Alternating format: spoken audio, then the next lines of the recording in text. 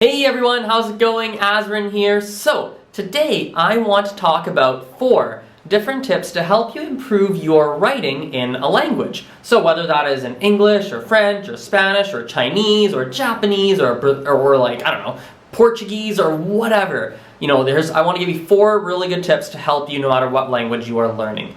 So, tip number 1 that I want to share with you is have a native speaker correct your writing. So for example, let's say you're learning English and you want to improve your English writing. Well, write something in English. Maybe it's a story, maybe it's an essay, maybe it's a short paragraph, maybe it's, I don't know, whatever. It doesn't really matter. Write something and find a native speaker and have them correct it for you. Now, if you don't know any native speakers, 2 options. Option 1, go on a website that is called italki, so italki.com. Go to the website and you can actually find language partners for free.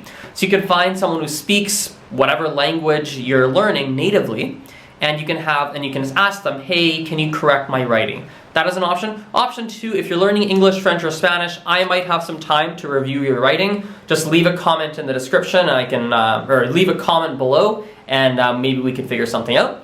So that is thing number 1. You need to practice writing and have a native speaker correct your writing. Number 2, take language classes. If you're trying to improve your writing and your reading, being in an academic environment like a classroom is amazing. Guys, I am a very strong writer in French and Spanish, even though they are not my first languages.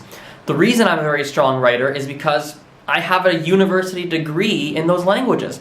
And so, I'm not saying you need to go and get a university degree in a language that you're learning. That's not what I'm saying at all. But there is tremendous value in being able to take some classes, and learning from classes, because that fundamentally is where you can really learn to become a strong writer. I'm a big believer of that. Number 3, I recommend that you guys actually change the language of things around you into the language you are learning. For example, take your phone and let's say you're learning French, change the language into French. Take your laptop, like this guy here, whoops, where is it, there we go, like my laptop. Take your laptop, change the language into French, Spanish, English, Portuguese, Chinese, whatever you're learning, right? If you're a gamer, right, maybe you change your gaming console into whatever language you're learning, etc., etc. Look at all the things around you and change the language into the language you are learning instead of your native language. It will be very challenging at first, but you will get used to it and it will improve your vocabulary. And number 4, I recommend that you guys actually read books. Read some books in the language that you are learning. Now, when it comes to reading books, my opinion is that you should be reading books that are at your level. What I mean by that is often people will try and read like an adult book, like they might try and read something like Harry Potter, or try and read like a Dan Brown book, or like read big fat books.